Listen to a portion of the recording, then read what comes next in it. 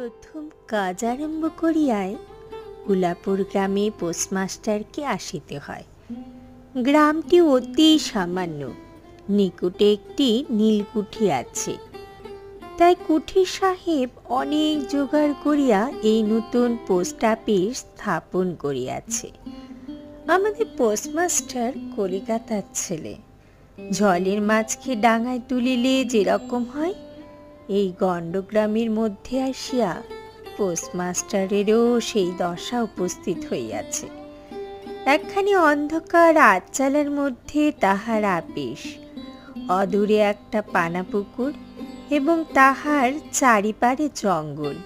কুঠির গোমস্তা প্রভৃতি যে সকল কর্মচারী আছে, তাহাদের ফুরসত পায় নাই এবং তাহারা ভদ্রলোকের সহিত মিশিবার উপযুক্ত নহে।